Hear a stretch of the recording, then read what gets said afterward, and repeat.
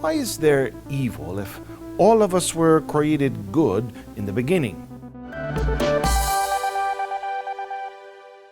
Tom, let's go back to the beginning and see what the Bible records. Ezekiel 28, beginning in verse 13. You were in Eden, the garden of God. Every precious stone was your covering, the sardius, topaz, and diamond, beryl, onyx, and jasper, sapphire, turquoise, and emerald with gold. The workmanship of your timbrels and pipes was prepared for you on the day you were created. You were the anointed cherub who covers. I established you. You were on the holy mountain of God. You walked back and forth in the midst of fiery stones. You were perfect, and your ways from the day you were created till iniquity was found in you. By the abundance of your trading you became filled with violence within, and you sinned. Therefore, I cast you as a profane thing out of the mountain of God, and I destroyed you, O covering cherub, from the midst of the fiery stones. Your heart was lifted up because of your beauty. You corrupted your wisdom for the sake of your splendor. I cast you to the ground. I laid you before kings, that they might gaze at you. What happened in the very beginning? God did create a perfect, seemingly perfect entity called the anointed cherub, saw the greatness of his beauty, and became corrupted with pride.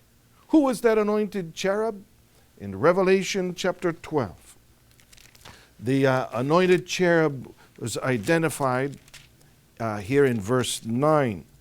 So the great dragon was cast out, that serpent of old, called the devil and Satan, who deceives the whole world. He was cast to the earth, and his angels were cast out with him. That's none other than Satan, who began in the beginning being perfect, there with God in God's dwelling place, but ended up being corrupted and being cast out. So if we will ask, well, why is there evil? Because that anointed cherub allowed corruption, allowed evil to flourish within. And inasmuch now here's the secondary question. Inasmuch as God is the more powerful one, why doesn't he just remove it? Could he just remove Satan and all the corruption that came along with him when he was cast out to the earth? Absolutely, he could do that. But he doesn't. Why not? Why doesn't God just remove Satan and make everything perfect again? Something would be lost. What would that be? Apostle Peter answers it this way. In 1 Peter chapter 1, beginning in verse 6. I will also read verse 7. Be glad about this, even though it may now be necessary for you to be sad for a while, because of the many kinds of trials you suffer.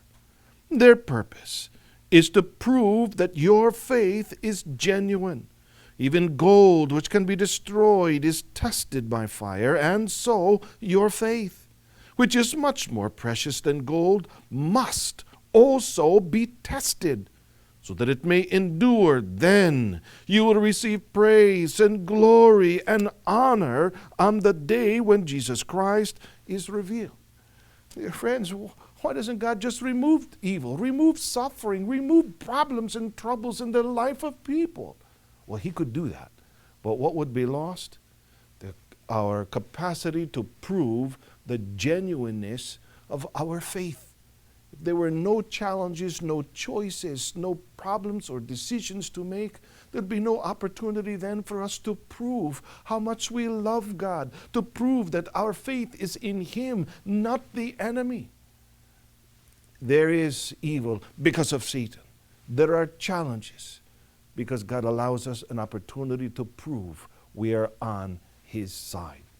Because that's in the Bible. Thanks for watching.